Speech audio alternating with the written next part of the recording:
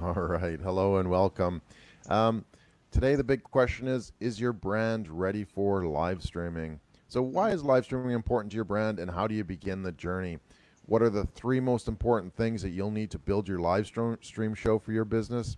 Hello, digital challengers and live streamers. Welcome to Livestreaming Decoded, where we show you the strategies, tools, and the platforms that your business needs to define your brand value, create marketable digital experiences worth remembering, and deliver your online experience anytime and any place.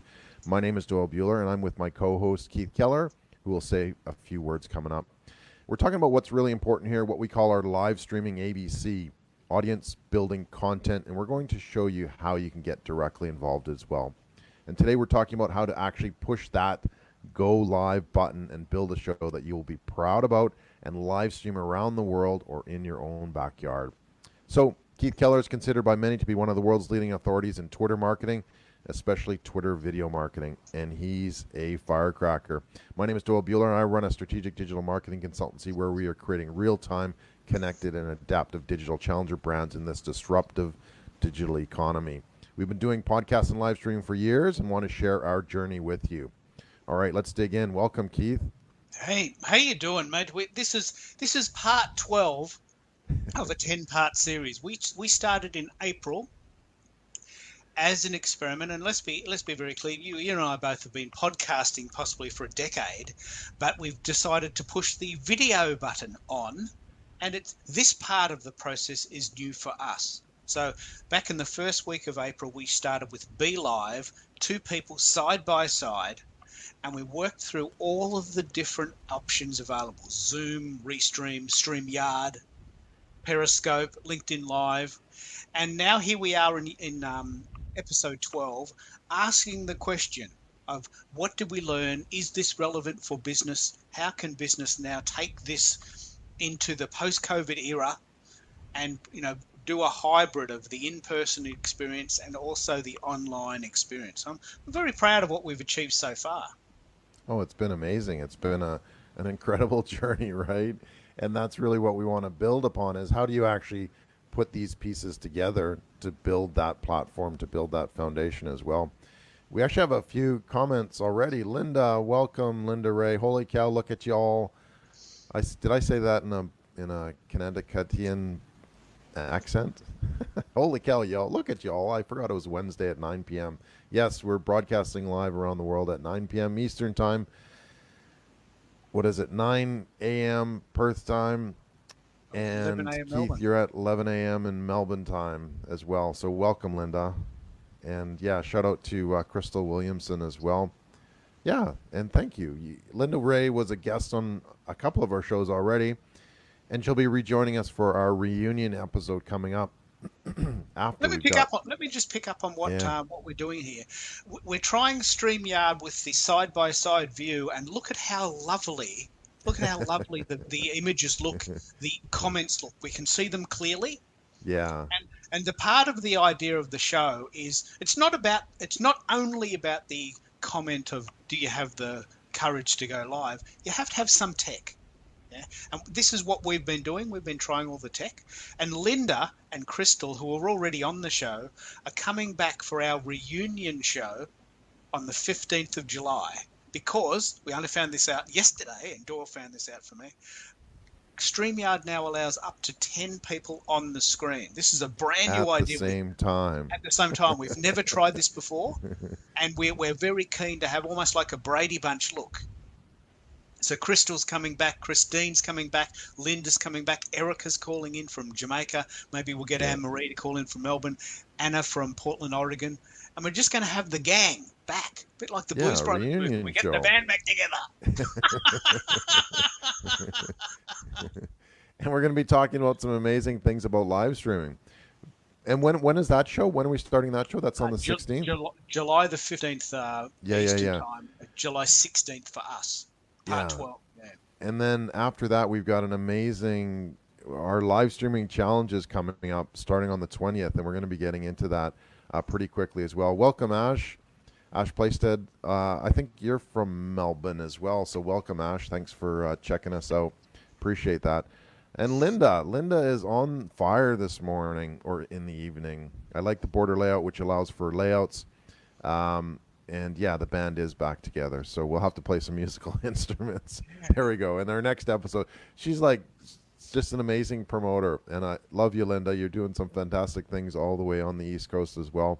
Thank you for the amazing gifts. She's been producing some gifts on fire as well, I know, and, which and, has and the just thing been that's incredible. interesting too, like yesterday, and I really want to play this out. I think the idea of pre-formatted, lovely HD videos are sort of a bit old. Maybe I'm a bit sort of a bit challenging there, but you know, I've seen people spend months and hours and thousands of dollars on these great videos, and they put them on YouTube and they get zero engagement, and that must be debilitating. I just did a live stream 2 hours ago on Facebook. 50 people live on the show. 50 Yeah. people live commenting. Hey, how you doing? I'm watching from Connecticut, and here's Linda making little comments. She'll turn these into little gifs with her hanging out with hubby in the Wait, wait, backyard. wait, wait, wait, wait. Stop. Did you What? say GIF? I'm not allowed to say that. It's the GIF. Have you seen the Bugs Bunny GIF? No, You know, it's the a GIF. It's a GIF. It's a GIF. It's a GIF. It's a GIF. Just kidding. Call it what you No. want. You know, Yeah. call me whatever you want. Just don't call me late for supper or dinner. Yeah. Sorry, I'm in Australia. But It's dinner. tell me about this challenge. You've been really Yeah. pushing this hard. Tell me about. Well, You've been doing a lot of work on that. Tell me about it. that's the thing, right? Is that, as you mentioned, Keith, like going live is the hardest part, is pushing that button and to say go live or whatever the button actually says, depending on the platform that you're using. That's always been a struggle, and for me personally as well. I just had to dig in. Like I think it's been almost 4 years. It's like I need to do this because, as you're saying, the production value of a live stream is so much higher, yet the actual production is so much lower. Like you and I mean, yes, there's some organization. You can't necessarily go just live suddenly. I mean, obviously some people can, but for most businesses, most brands, you need some time to prepare the show. But if you're looking at producing a polished video that then you have to promote and push and all that kind of stuff, it actually becomes quite a huge task to be able to do. And the There's benefits a lot of of live layers, isn't streaming, there? There's there a lot are. of layers. Oh, there is. And even if like just producing a podcast, like once you get into it and start to produce them on a regular basis, one of my show we produce like over 50 podcasts. It takes a lot of time, and it takes like a fairly big team to be able to do that. Whereas live streaming, you've got the platform, you've got that capability, and you go, right? Again, you have to sort of create that outline, create that template for your show, and that's what that challenge is about. The live streaming challenge is how do we actually put these pieces together. So we're going to be launching the live streaming challenge on July 20th, right, Keith? Yeah, July 20th. And I'm very proud of how you've done that. You've pulled it all apart. You've basically mined all of the different shows, and you've come up with the essential wisdom of the show. Can you tell me a little bit about how you put it all together and what's included? Well, it comes down to our fundamental look at what we felt was important with what we call the live streaming ABCs, right? We wanted every show that we've produced, we wanted to keep it really simple, and we've really wanted to sort of sort out what's super important. You know, kind of create a priority system, a template that can be used, for everything that we do, every episode as well. So live streaming ABC was basically A is for audience, B is for building blocks, and C is for content. And you know what? If you've got those things ready, and if you can develop those and work on those as part of your foundation, you've got a pretty great chance of building something remarkable in terms of a live streaming show. Yeah, well, look, I think let me just clarify what's happening here. There's two of us on the call. I'm in the moment trying to send the Periscope file to my Twitter account, because one of the things that we talked about during the course of this show, of the series, is that some sites allow you to schedule ahead, YouTube and Facebook, and others don't. So in a way, the challenge is about the idea that you need to know some of the tech. You need to know that, for instance, YouTube and Facebook allow you to create a link ahead of time that you can send to your guests and their followers and your friends, so that you can then relax. But other sites like Periscope, I cannot send it ahead of time. So I've actually got to, while I'm live talking to you, I've got to split my brain and create a tweet while I'm live. Now that Yeah. takes a specific type of effort for an Aquarian male, because I'm really, really challenged. But so anyway, might go into zombie mode there for a minute while I'm trying to do the tech. Yeah. But the thing that's interesting about live streaming, separate to the tech and separate to the fear, is that the consumer, the person that's likely to buy your product, wants real. We don't want scripted, formatted people in ties reading scripts, because everyone's bored with that. Everyone, maybe with the exception of the person actually doing the reading, because they think it's important. But the consumer, the general person on the street, wants to sort of watch you. And I don't know if you saw this today. This happened today. This lovely person on the BBC. Have you seen this? You've got to go and research this. It's a No. trending topic. Yeah. Sounds Person cool. on the BBC, her baby comes in and live. Like, it happens almost every day, but now that it's a trending topic. So this woman's talking about something. I haven't worked out what Important. she's talking about yet, but she's Yeah. talking about something important to the BBC, going live to the world. And this baby comes in and goes, "Mom, what does that button do? Can I have some dinner?" Okay. Now that is going to become a trending topic because it's so gorgeous, isn't it? Yeah. Now that It person's is. going to become almost famous for a day and a half because people are going to go, "What's that video? What did she say? She's a good mother." She maintained her calm. She talked. She delivered, but she had bub. And this is COVID. This is what we're dealing with. And so I really want to dive deep into live streaming. And I want to get it, and I want to find all the tech, because I want all the people in the world that are thinking, you know what, I don't have the courage to do it. I want to just make it easy. On day one, just get your show format. Day two, decide what site you're going to send it to. Is it Facebook? Is it LinkedIn Live? Have you put your hand up for that? Are you still waiting? Is it Periscope because you're a Twitter dude? Is it YouTube because you dig it? Or is it is it a combination, and do you need a bit of tech for that? Because one of the things that you have said to me, and I still haven't fully pulled this apart, StreamYard allows 10 guests, Restream does something similar, and they're Well, now they're almost doing competitive 20. products. Now they're doing Yeah. 20, but they also give Yeah. you stats. Tell me about that. Yeah, well, that allows you to actually see how your show is performing as well. So look at at the end of the day, right? The ultimate goal is to have more viewers and create more business. So if you're able to measure that, initially you need to measure it in terms of how many people are watching, but you have to look on sort of the flow-on effects of how many people are, following you, how many people are, following your programs and that sort of thing as well. So it creates that foundation to be a thought leader. Really, is what we're trying to do here. But yeah, with Restream, you're able to look at actually where is your show being viewed, and that's one of the things that you pointed out, Keith. Is that's section one, audience. Where is your audience? What are they doing? Where are they? How do they interact and that sort of thing. So that's one of the key ingredients to see is where is my audience? What am I going Yeah. to do with them? How am I going to actually connect with them as well? And Restream is the one that does that best. Yeah, oh, for sure. It does the analytics without question. None of the others do, other than the basic, how many views and how many likes and how many hearts and that sort of thing. So it has a What is really it? deep I'm analytics. I'm really fascinated because this is a key ingredient if you want to turn live streaming into a business model. Mm. Anyone can pick up their phone and live stream in the park. Yeah, Anyone. yeah, But yeah, you want to turn it into a manageable, monetizable, if that indeed is a word, process to say, okay, this is a lead funnel for me. I got people out there wanting my product, and I've got this little way of getting to me, and here's my offering. How does Restream do those stats, and why is that important? Well, it actually shows it based on an episode level too, so you can actually track over time when when things were maybe a bit interesting, or maybe somebody had to go run and get a glass of water as Wow. well. So you can actually see the drops in visitors across the entire program. So it's actually quite fascinating to be able to see what to do and when and that sort of thing as well. But I mean, overall, what it's doing is it's giving you an insight into your program, and to me, that's you can't really, you Mm. need that sort of to, otherwise you're kind of going around in the dark. So it not So only tells you how many people have watched the show, it tells you at what points of the show they had peak interest and yes, indeed low exactly. interest. So you can say, Yeah, well, geez, that guest got lots and lots of views. Let's get them on again. Or yeah. that topic was really a bit flat. Let's not talk about that again.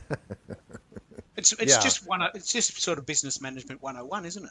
Exactly. Yeah, to see kind of how things are going, and that's good to get that sort of feedback loop in your show as well. And that's part of the challenge. That's what we're actually going to be doing is guiding you through this tech. I mean, as you mentioned, Keith, it can be quite overwhelming.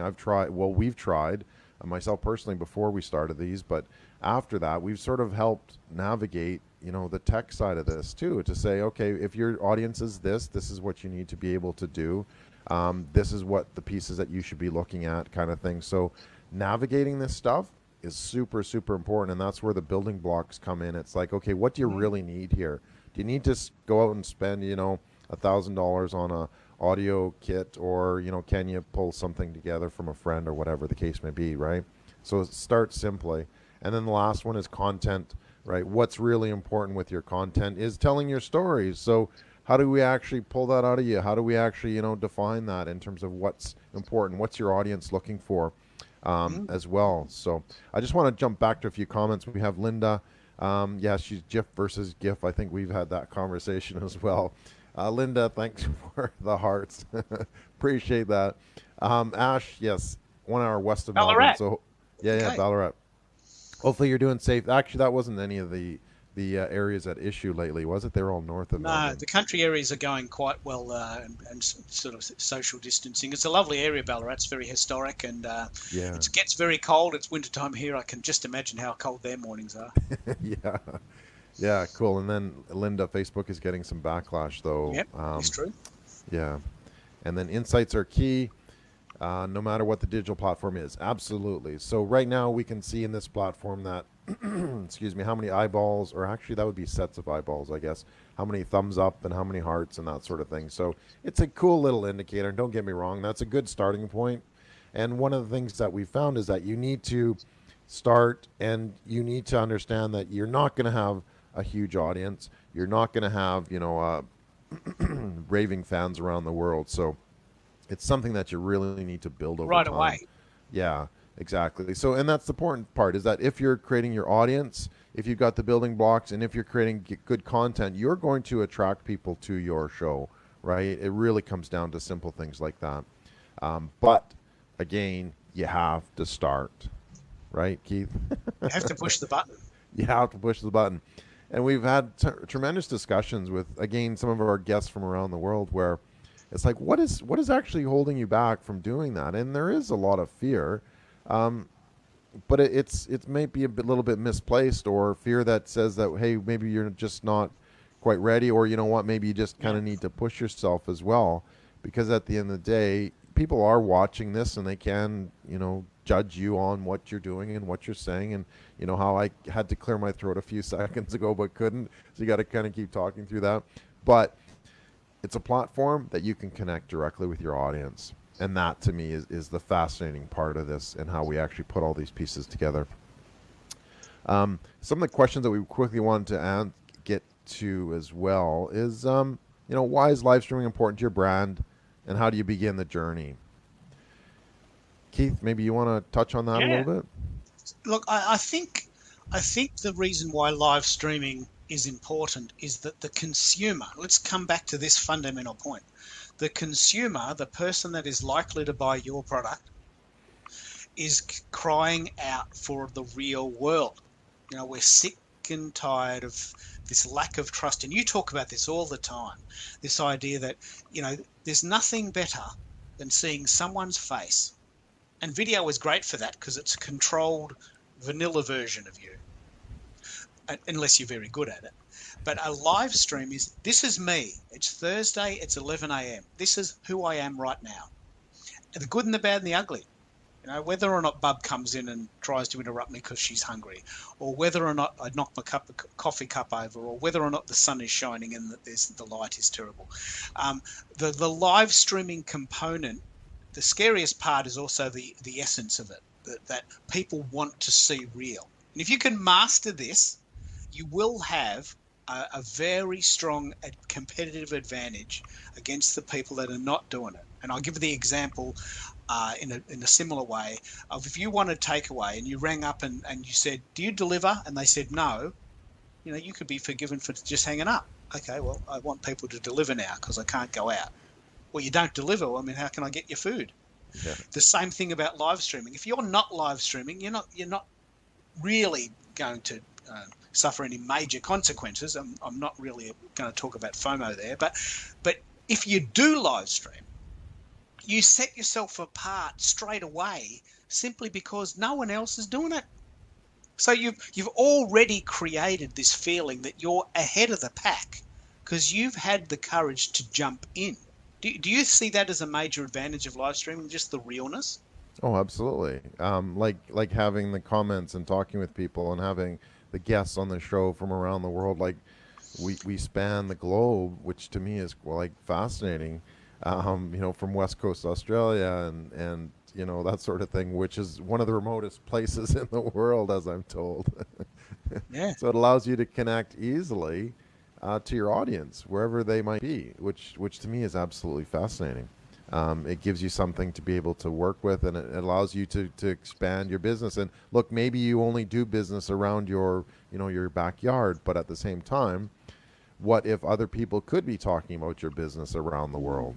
Mm. You know, I want to talk about two things that are very, very, very relevant here. We can't travel anymore. We had a major trip planned and we had to cancel it. And we lost lots and lots of money, and we're not alone there. So my heart goes out to everyone else in that position. But we have this time now where we would have been away. So we've decided to do home projects, right? Now, several businesses in Melbourne and in Australia have been very clever at tapping into this and saying, okay, there's a really cool brand I want to shout out to called Ozito. And I'm not affiliated to them. They're not paying me to say this, but they have a series of products where you plug a battery in, and you can have a whippersnipper or a mower, and it's a sort of an electrified system. Yeah. Now they have all these great videos on YouTube that a whole range is on YouTube. But imagine, and I've been trying to talk to them about this, imagine if they did a live demonstration of their mower, their electric mower, and how cool it is and how much petrol it saves at 11 o'clock on a Thursday. And then they had a button to say, hey, if you click this button right here, we'll send this mower to you today. And if you don't get it in a week, it's free. Wow. Right? Imagine this is the use case for this, because there's something like 300,000 people in Melbourne today can't leave the house. Prohibited to leave the house unless it's absolutely essential. So they're all dying for something to do. Mow the lawn, fix the house. So if businesses can try and tap into that and say, look, I've got a solution. And the other business I wanted to talk about who's done this exactly is Bunnings. Because what they do is they say, okay, you can't really line up on a Saturday afternoon to come to Bunnings. Why don't you click and collect? I love click and collect. It's my favourite thing. You get everything online, you pay online, you go to the shop at a non-busy time, maybe Wednesday at 7 p.m. They put the stuff in your boot and you go. You're there a total of 10 minutes. Yeah. You get what you need. They get some business from you. Everyone is happy. The only thing you're not doing is the ambling around on a Saturday, which is what tends to happen in those gardens. You usually waste time doing that. You waste time. Look, do we want this plant? Do we want this manure? Do we want this? Oh, that's a nice fence, honey. Can you imagine having that pot in the garden? That sort of stuff is very lifestyle. For our North American viewers, that's like Home Depot. Bunnings is like the Home Depot. Home Depot. Yeah.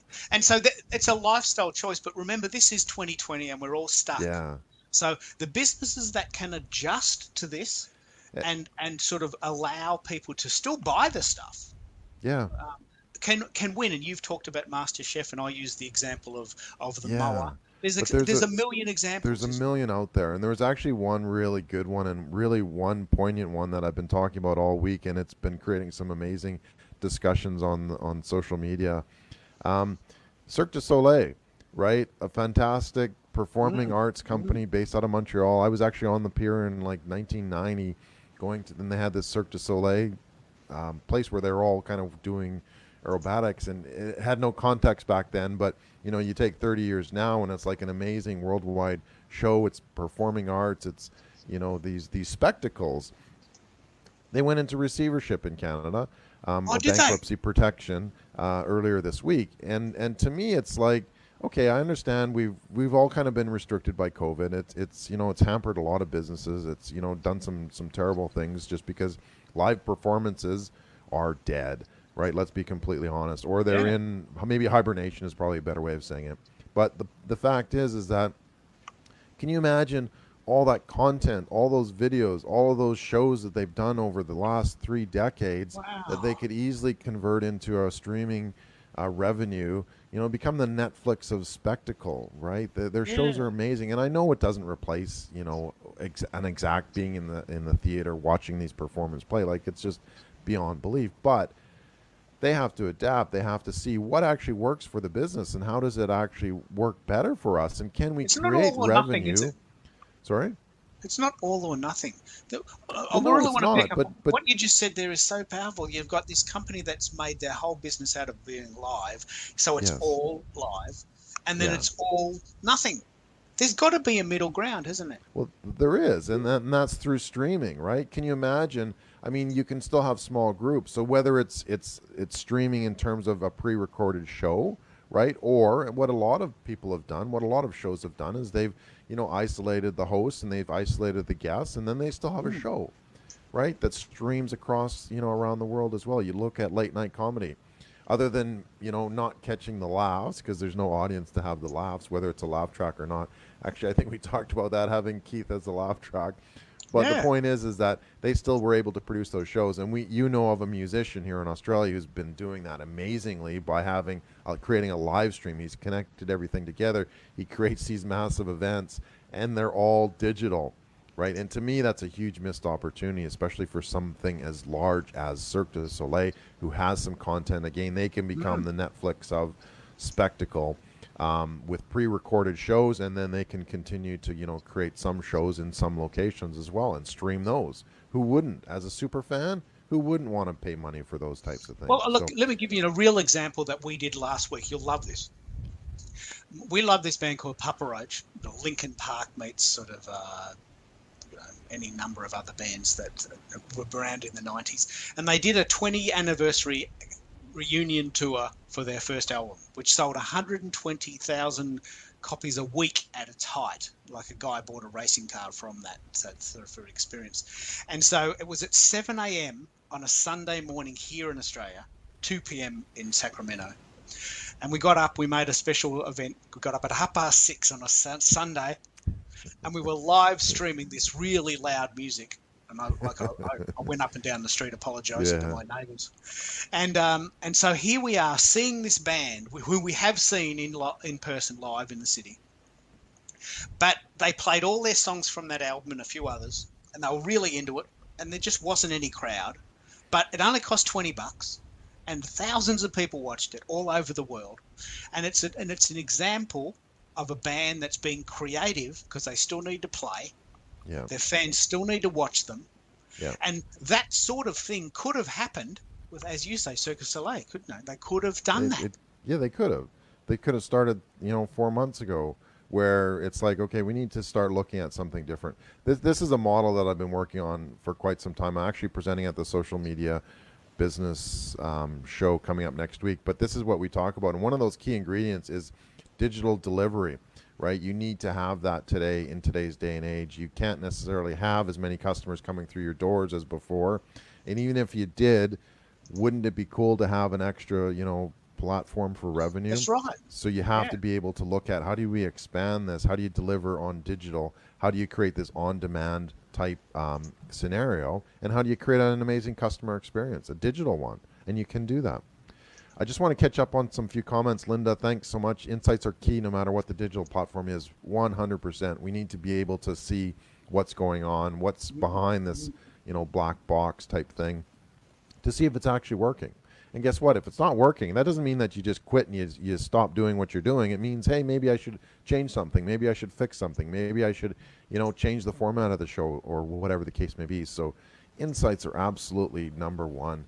Welcome, Crystal Williamson. Sorry.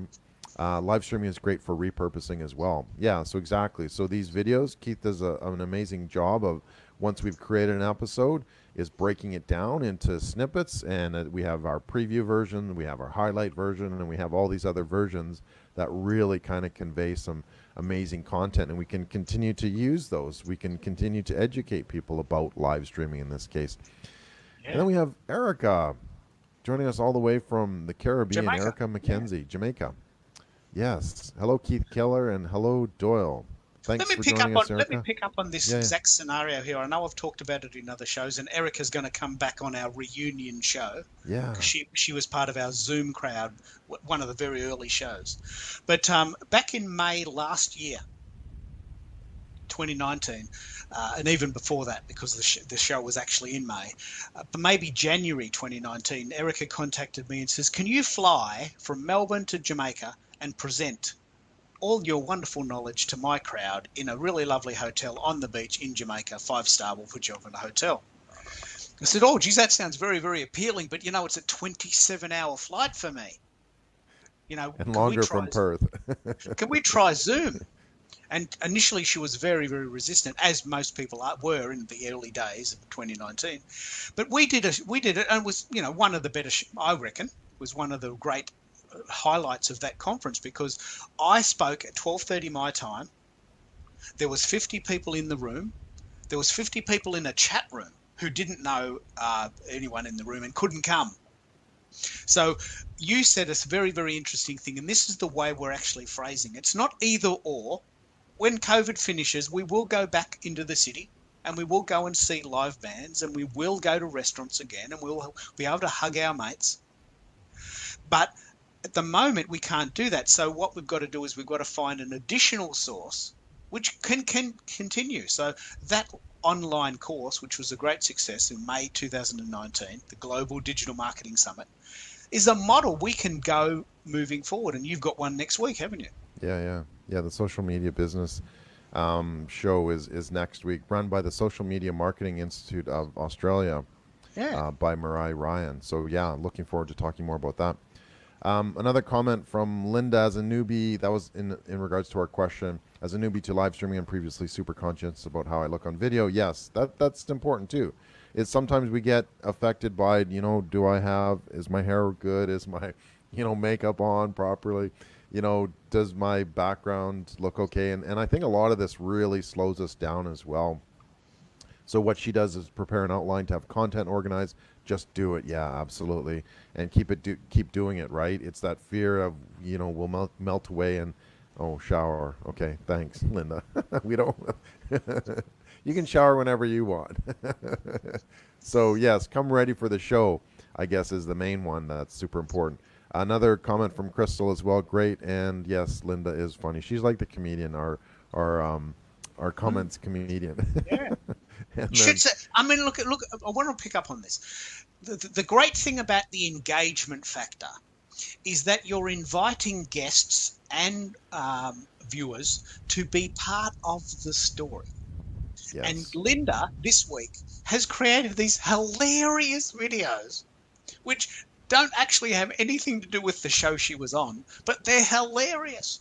And suddenly that becomes part of the engagement story. It becomes part of the family. And she's converted some into GIFs as well, right? So she can get those. And she had the hands clapping one. We actually need to do that. Keith, let's do a clapping one. Okay. And we'll make it into a GIF. Perfect.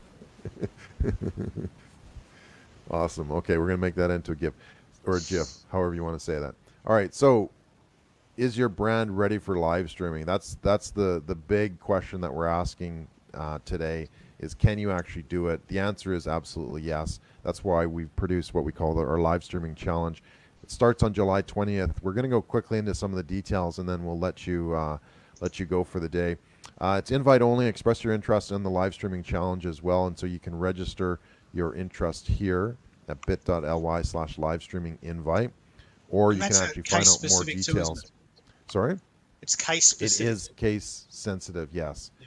Or you can actually find out more about the challenge itself on the website, which hopefully we'll have a few minutes to go through as well. But again, we want to design something that's going to help you just do it, right? And do it easily. So it's not going to be, create all these amazing programs. It's going to be showing you the building blocks of what's really important. And again, that's sort of where we came up with what we've been talking about since we started this show, Keith, was our live streaming ABCs.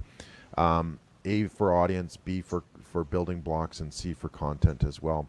So on the 20th, we're going to start with a simple introduction. Actually, before the 20th, right? If you subscribe now, you'll sort of get into that information before. But we're going to do a quick introduction.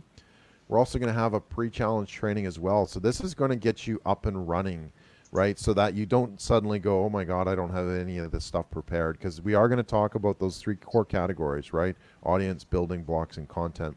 So we want to make sure that you're ready for this. And how do we do that? We've got a few exercises as well to just kind of get you warmed up, getting you thinking about what's going to be really, really important and how we're going to get into that. Let me pick up on what you've just said Sure. there. Yeah. I've done a Twitter poll. That's been one of the foundations of this particular series, that I've been polling everything. What site do you like? What earphones do you want? What mic do you like? And we did a Twitter poll to work out what the ultimate timing is of the challenge. And 10 days seems to be about right. So what you thought was there's three ideas: audience, building, content.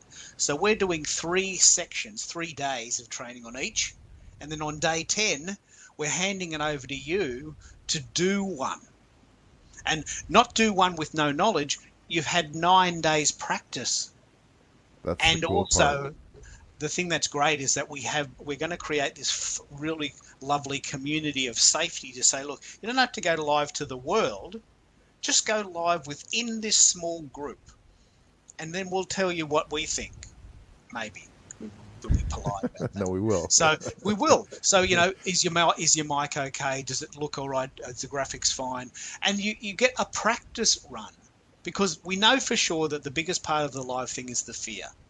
So if we give you 9 pieces of content to chew on, and then on day 10, you can sort of meld it together in your own way, I can't wait to see how people take that information and change it around. Do they use StreamYard? Do they use Ecamm? Do they use Restream? Will they use Zoom? Will they have guests? Will they do solo? Will they do an app? All Which is these all different flavors.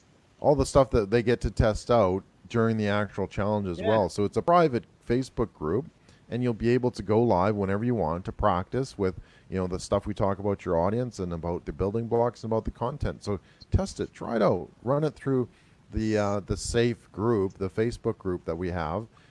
That'll make sure that, if you do make a mistake, it's going to be okay. We're all sort of in it together. We're all going to be helping you out to deliver that. And so then, yes, on day 10, we can actually deliver that, the final live stream performance where you can invite other people. So day 1 to 3, audience, right? Let's talk about audience for a few minutes, Keith. Why is your audience important? Oh, look, this is probably the foundation of the whole thing, because I just mentioned there's Zoom, there's StreamYard, there's Restream, there's apps. You need to know specifically where your tribe is. If your tribe is 18 to 30, then you might hang out on Instagram. If your tribe is 55-year-old males working in the city, you might put your hand up for LinkedIn. If your tribe is on Facebook, then you need to hang out there. So the first part of the process is understanding where your tribe is, and most importantly, what do they want? Yeah. So you can do anything you want, but there's no point sending stuff out if no one's watching it. So the first part is understanding your audience. And it is amazing to me that so many people don't understand that idea. Why do you think it's important to understand your audience? Well, so that you get the right people on the right bus, I guess, is the the right people on the right bus. I like that.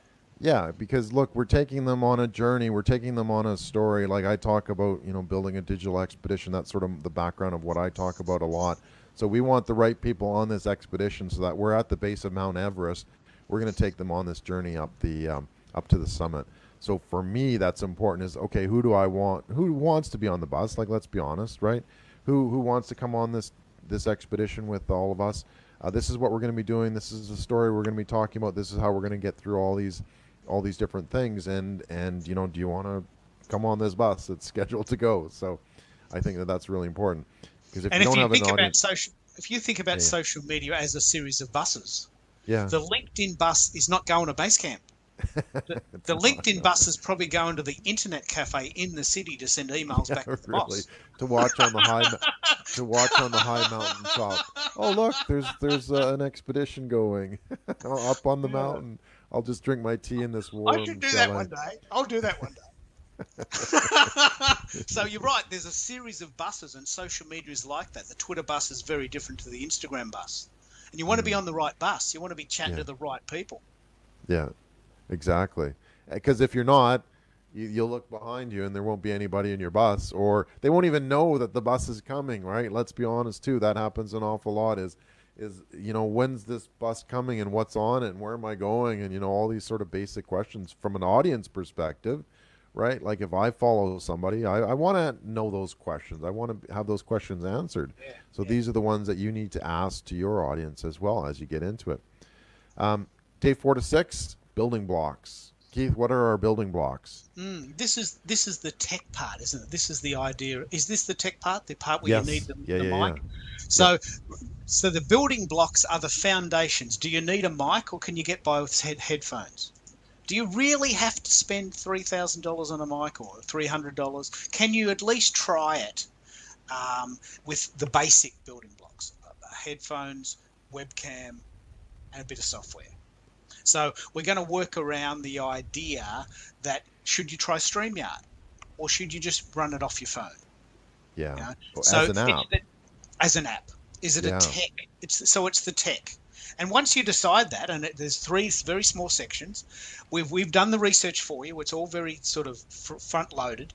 You can then go, you know what? I really do think I'm going to send my streams to Facebook, and I'm going to use StreamYard to do it. Right there, you're ahead of the game. You're not making it up. You're taking advantage of our experiments, aren't you? Yeah, Yeah. exactly. Yeah. Yeah, no, and you can't get caught up in that tech too. So if your show is about such and such, that's where you'll have the feedback from the group to say, hey, this is something that you might want to consider. If you're looking at doing this and your audience is here, maybe it's Instagram or maybe it's IGTV or maybe it's something else as well. So we've had one guest who, rightfully so, she had that capability, but some of this equipment can cost like $10,000, $20,000, right? And if you're planning on doing a live stream show that gets attention, you need to be able to spend that money wisely, right? So perhaps 20 is a great investment for you, depending on what kind of show you want to build as well. So it's really important to kind of get through those hurdles. And a lot of times tech can be quite overwhelming, and myself included. I'm a techie guy kind of thing. But at the same time, some of these platforms are not very good for somebody just starting out. There's too much to worry about. There's too many buttons. There's too many things that can go wrong. So, it's stability criteria. And that's actually one of the points, too, is over this whole process, Keith and I have developed this 20-point criteria to say, Yeah. if you're looking for this particular type of platform, this is what you should be looking for. This is how we've graded them as well. So it's really, really important. I just want to jump into some comments as well. We've got Yeah. Erica and Linda lighting up the wires on fire. Linda Ray, yes, love your energy. Cool. Where's my tribe? Yeah, that's one of the things that we want to find out, Erica, right? Is where do they hang out? Can we test this and find out? And that's one of the cool things we can do is you send out signals just to see, are people interested or not? And as Linda mentioned, it's, in regards to the bus, if there's no bus or audience behind you, that is feedback, right? Time to pivot. It is, maybe tweak it, maybe define it a little bit better, maybe look at where is your actual audience and what are they doing as well. So super, super important. Crystal, always be open to pivot. Absolutely. Otherwise, you're stuck on something that won't work, right? And that's key. And that's the safety of this live streaming challenge, right? Is that we've got these people. You can come in, you can create your own live stream show. We're going to get feedback. It's going to be a safe environment so that you can make mistakes, and we all do. You don't have to worry if your makeup's not right or if your hair's all messy or whatever, you haven't shaven and you want to kind of come across as the professional. It doesn't matter. We're testing this out, and we're giving you that environment to be able to do that as well. Here we go. Erica, shout out for Keith. I was crying out for help from Keith Keller yesterday. And Erica's hosting a watch party. Cool. So that others can share in this amazing content. Well, thank you so much, Erica. Really appreciate that. And leaning in on the grow as well. Yeah, learning on the grow. Cool. Lots to cover. So where were we? Building blocks. And then day 7 to 9 is content, right? And this is all about your story. And this is about how you're going to tell your story. And if you keep it again, it depends on your audience, but what sort of foundation of content are you going to be creating? So, what are your thoughts on this one, Keith? Well, I think the fundamental question you need to ask is, do you want to do it yourself, or do you want to have a guest talk show format? And I've seen both. I've seen on LinkedIn, I've seen people talking at the camera and talking, to you.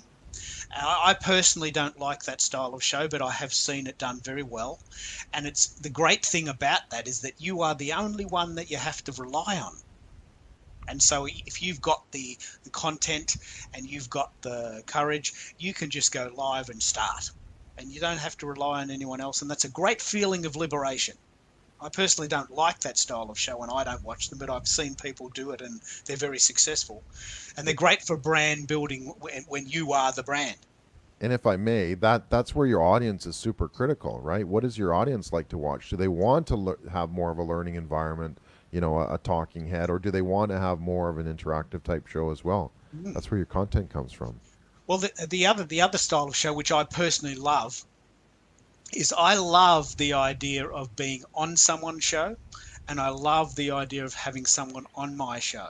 And I'll tell you why that's really powerful. One is I personally find that style of show much more engaging, and I'd be interested to know what people on the call think. Second of all, when you have other guests, this is really the foundation of why I do it. When you have other guests, you get this sort of almost like community load. Linda and Erica and Crystal are now my mates, and they're helping me promote the show because they're making comments and they've been on the show, and I make little videos and help them. And it's like a little sort of, it's really a lovely circular arrangement. They come on our show and we highlight them.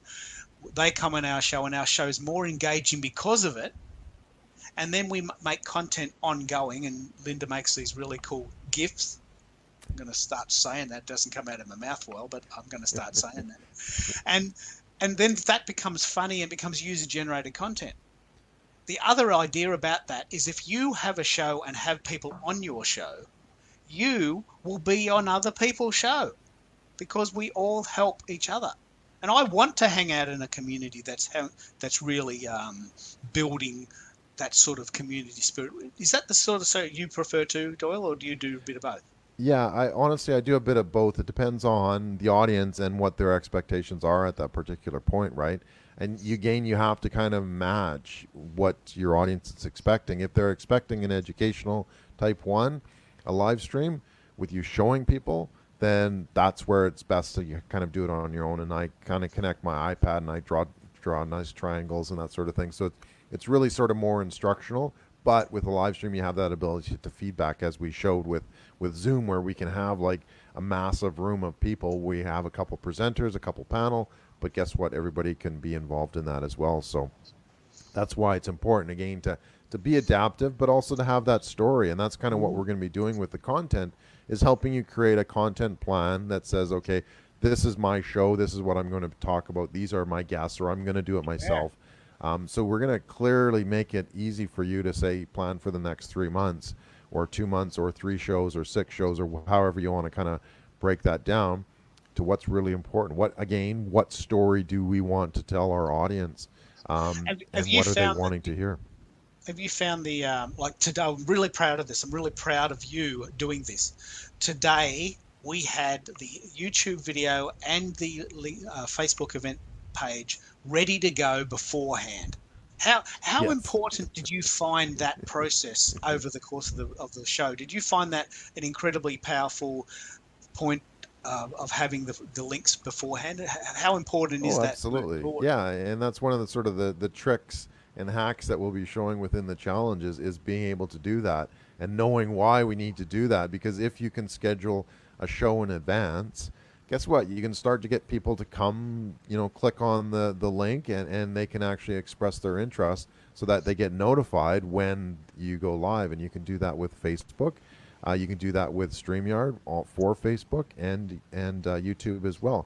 So by pre-scheduling it, that opens up a whole new wealth of capabilities, because then you can create an event, and we've again tested this, where we would create an event on Eventbrite, and then people can then register for your specific event because you know that you've reserved this video spot on Facebook at 9 a.m. Perth time, Australia, on Thursday morning, and away we go. We can get people to interact early on that, and we do have people commenting and liking the post before it actually goes live as well. So one of those cool hacks that unless you actually do it and try it, you might go somewhere else and not sort of build that impact as well. So it's super, super important. Keith, I just want to do this. We need an audience member to go, is this GIF or GIF? GIF or GIF? Sorry, I had to do that. All right, so then that's content. So we're going to help you build a calendar, a content calendar, and give you some structure as well, because part of the problem, part of the challenge of going live is knowing what to talk about and when to talk about it. And if you can make it easier on yourself, you want to plan this out in advance. And again, it doesn't have to be scripted. I do have like an introduction that I do go through because I don't remember everything. I'm getting on in age. So it helps me kind of give that. And then we have a template, and Keith will have, specific questions as well that we'd want to talk to our guests about as well. So it allows us to build that content. Let me pick up on one thing we talked about this week, and that is the idea of seasons.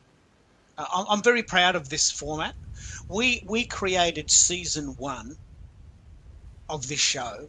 Now, the mindset around seasons is that we have planned 10 shows. I'm not planning to do this every week forever, and I don't have that emotional load of thinking, oh, I'm going to be doing this forever.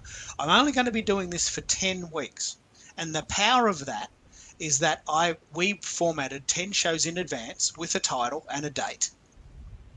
And I could then go out and say to my friends, hey, we're doing a reunion show on July the 15th. We're going to try StreamYard. It's going to look like the Brady Bunch. Here's the format. We'll send you the link soon. Are you free? So the content becomes almost self-generating in the sense that I know when the show's on. I know what it's called. All I have to do is get the guests. And then the guests come on, Linda and Crystal and Christine and Erica have all said, yeah, I'll be there. Oh, for sure. I know the date. You've told me ahead of time. I can put it in my calendar. I can clear my schedule. And so the idea of a season means that I'm only planning like 10 shows ahead. And that gives me the comfort of knowing that if we need a break, people will get that. Mrs. Maisel, which is the show I'm watching on Amazon at the moment, it ran 3 seasons. They're currently making season 4. So there's a break. It's not on every night. Right? Like to get to 50, what do you have to do? You have to get to 10 first. So we could have 5 series of 10 each. Yeah. Right? So you don't have to overwhelm yourself with, oh, I want to get to 100 episodes. Guess what? You have to start with 10. So plan out 10. And then things might change, and you might sort of want to reflect on, the content or the story or a theme or a series. It allows you so much more flexibility. Well, I was in a Facebook group today talking about writing books. Lovely. I love this group, Joyce and Sherilyn. And the very common thing with writers and content producers, this is very common, is we get into a bit of a routine where we make content in a certain way. And then we come up for air, possibly a bit late in the game. And then we realize, that hasn't actually been working for about 3 weeks. I didn't check. So the idea of having a season of 10 episodes and then reflecting on it and saying, you know what, maybe we'll change the graphic, or maybe it should be earlier in the day, or maybe we should try a different site, or maybe I will buy another mic, or maybe I'll get some more lights. Or so maybe I'll go with a digital background too, right? That's right. There's so many different choices. And if you overwhelm yourself with, I've got to have perfect show on episode 1, guess what? You got to release yourself. You got to release that fear as well. And I think that might be why people don't start. It's like, oh my goodness, I need all this stuff. You don't. You just need a good idea. You need an audience. You need some building blocks, and you need your content. Start small. Start with 8 episodes. Start with 10 episodes. If you look at some of the great series on TV, they don't run continuously, right? They don't. Even the Walking Dead, or actually what I've found quite interesting is over the years they've actually split a season into 2. So before they'd show everything all at once between September and December, and then come December, January, there'd be nothing on TV. What they've done now is they've split it. So they run half the episodes before Christmas and half after, right? And it's 10 episodes or it's 8 episodes, and you know that it's a finite length. It's not going to be super, super long, so you can get into it. Then when they come back the next year, it's a different theme, different villains, different, characters, different storylines. So it's fascinating. It grows, doesn't it? It actually grows. It does too. Yeah. And so if you could break it down to say, this is my show, I've got 8 episodes, pick a number, and that's what we're going to help you do is pick a number. What do you want to do? How do you structure that so that at least you can push that button? I want to go back to some comments quickly. Crystal Williamson, Crystal's cool watch party is on. Awesome. So connect with Crystal, join her watch party, and leave some amazing content as well. Erica, I totally agree. Best to include others. Yes, it is a good opportunity to be able to talk with other people. And as she says, I changed my live streaming format to include guests and others. So yeah, it allows people to connect with their audience and their people as well. Then we have Linda. Linda, GIF, right? GIF. Yes, let's go with the GIF. Crystal, I'm a technophile. Say GIF. Oh no. The battle continues. We're never going to have an answer. Yeah. We'll sort that out on live streaming. Linda, if you don't start, you can't measure progress. I agree 100%, right? And that's the key thing is that you see that live button in StreamYard. It's up to the top right, and it's big. Sometimes it actually does flash once you get into that limited time period, and that's another hack is you have to, if you pre-schedule a show, you have to get it on air on live within 9 minutes, or Facebook throws everything out. So you've got this pulsing button, it's go live. It's like, oh my God, do I really want to push live? You got to start. What you said there is really important. I tell you what, this is a fundamental part of my personality, and I'd like to include this as part of the challenge. This idea that there's a joy, there's a subtle excitement with growing. Okay, your first show is not likely to have any more than 10 people. I've been podcasting since 2008, and I know that we had like 34 live listeners on one show, 34 when we first started.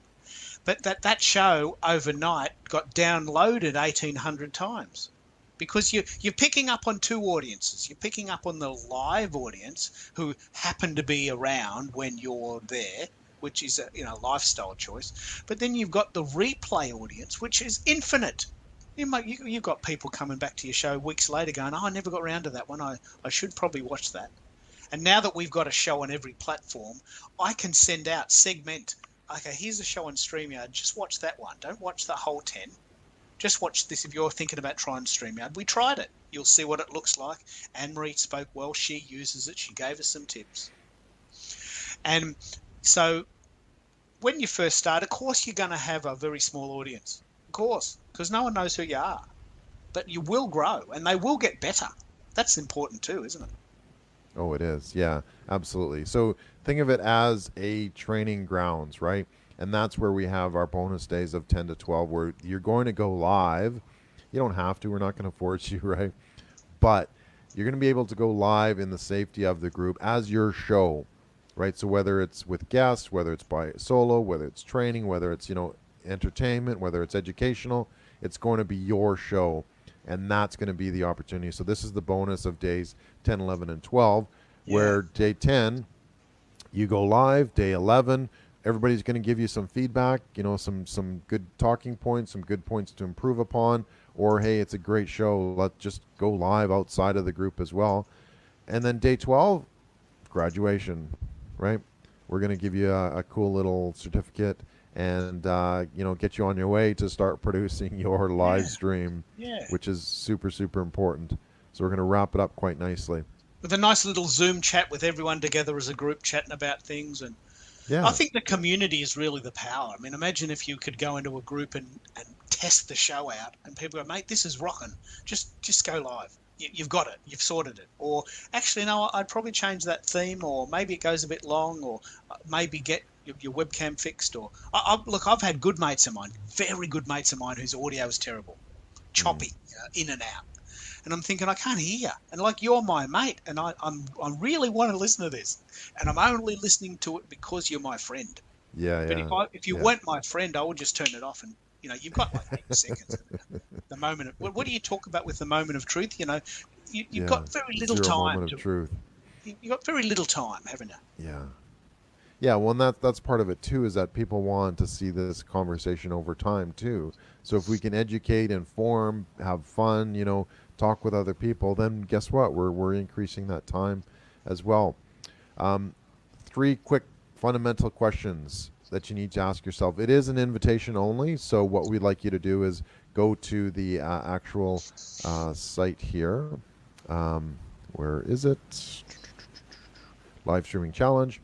And it is by invitation only, so we want to make sure that your business aligns with kind of the program that we've got prepared, because if it's not, it's not going to, you're not going to feel like you've accomplished much. So we want to make sure that we've got the right people on the right bus, as I expressed earlier. So question number one to ask yourself: if you could create a live stream show now, what would it be about? Question two: have you done a live stream for your brand previously? And question number three: up until now, what has been stopping you from doing a live stream show? These are all sort of some fundamental questions that we really kind of want to use to understand, okay, is this for you? Is this, are you going to be able to learn something? Can we take you to that next step? And that's what's really going to be important for us as well, so that we can help you get there. We want to be able to do that, but you need to be prepared as well. What's holding you back? Keith, what have you found? What holds a lot of people back? I think there's two things. I think there's this absolute phobia of the tech. And most importantly, because they've got a phobia of the tech, they've got this feeling that they'll look stupid. Yeah. And nobody wants to look stupid. No one. And so there's this feeling that if I go live and I don't know absolutely what I'm talking about and I've got everything in its place, I'm going to look and feel stupid. And maybe the third one, which harkens back to the BBC interview with the baby, is that I might go to all this trouble and have everything in its place, and then Junior comes in and wants dinner, and I've spoiled all my hard work. So the challenge itself is about, we're going to talk about all of the different components, so that we're going to sort that out. The second part is we're going to have a Facebook group that's safe. So you're only live streaming to a group of people that are interested in doing live streams and helping each other get better live streams. We want to. That's the bus we're on. We're on a bus where everyone is helping each other. And then the third part is, well, you do have to at one stage push the button, and there's no getting around that. But by having the preloaded formats, you should be able to have more confidence. That's what we're working for, isn't it? 100%. Yeah, no, Keith, you said it brilliantly there. That's exactly what we're trying to do. We're trying to create that safe environment. We're trying to give you the tools, and we're trying to give you the foundation that says, hey, you know what? This can be done. It's a great way to connect with your audience as well. And we said it before. It's like you want real connections in real time with real people, right? At the end of the day, that's what we're doing, and that's what's super, super important here. Brilliant. So, yeah, no, thanks for that, Keith. So what's holding you back? You know what? Guess what? We're going to address all of those issues. If you are interested in starting, register your interest here where we've got those questions. Go to bit.ly/livestreaminginvite. If you'd like more information on the actual program, we kind of detail it out into the sections as well. And that's bit.ly/livestreamingchallenge. So that shows you how we're going to do sort of the pre-course work, and then the breakdown of the actual challenge itself into audience building and content, as well as the live streaming at the end of the day, which is really, really important. So it's been an absolutely amazing time, Keith. Really appreciate you and talking about all these things. Thank you so much to all our amazing guests and comments that they've been able to play along the way as well. Just a final one actually from Linda. I'll squeeze that one in there. Oh, okay, actually Crystal left one too. Thank you. Start with one episode, jumping in both feet. Yes, I think I grabbed that one already. And then Linda, I did a poll about why people don't live stream. It didn't get a huge response, but it was interesting. Okay, cool. We'll definitely have to check that out, Linda. Thank you for that. Keith, how can we get in touch with you? Just Keith Keller on Twitter. I'm the Twitter dude. And I do have a website, keithkeller.com.au, but I hang out on Twitter. That's my place, my happy place. And I'm also on LinkedIn, but I don't go there very often. But what about you? Yeah, you're mainly a Twitter dude? Keith is the master. Yeah, no, I'm pretty much everywhere. You can find me on all the social channels. The only Doyle Bueller in the world, so it's easy if you want to Google me and Wow. find me. I found out that I'm the only one, unless somebody has used my name, which they have, to write blog articles, and it's like, come on, at least do something a bit more risque than I would be prepared to Well, you do. know, there's a beer blogger in Boston, Beer called Keith blogger. Keller. He Oh, makes really? he goes to a pub. Can you imagine? He makes his living, or at least makes a decent, fun sort of hobby out of it. He goes to a pub, he drinks a couple of beers, and writes about it. Oh well, you know, it's quite nice. Quite like this place. It's a nice flavour of whatever beer's about. I've got lots of bubbles. He writes a blog. Keith Keller, the beer blogger. Brilliant. That's not me. Okay. Keith, you do like beer, but just not that much. No, I don't like beer. I don't. Oh, I'm okay. not. I don't drink very much. In fact, Linda, who was on the call last week, said, "Mate, you're talking about having a cup of tea and going out for coffee. I want happy hour. I want to drink a really hard drink, like vodka on the rocks or something. You know, just give me something Yeah. really hard, get me drunk, and then you Yeah. can talk to me." Good on you. And then you can have the discussion. Is it GIF or Yeah, GIF? yes, that's right. You can have that Bugs Bunny cartoon. Yeah, exactly. All right. So, last final words. Thank you again, Keith. Thanks everybody for watching. Find out more about the challenge here, bit.ly/livestreaming challenge. We've got the information and the link to the invitation form as well. If you did enjoy this show, please like, comment, share, and subscribe. We'd love to, continue the conversation as well. And just remember that the live streaming challenge starts the 20th of July. Head over here to live streaming challenge. Excellent. Thanks so much. Have a wonderful day, and we will see everybody online. See you later.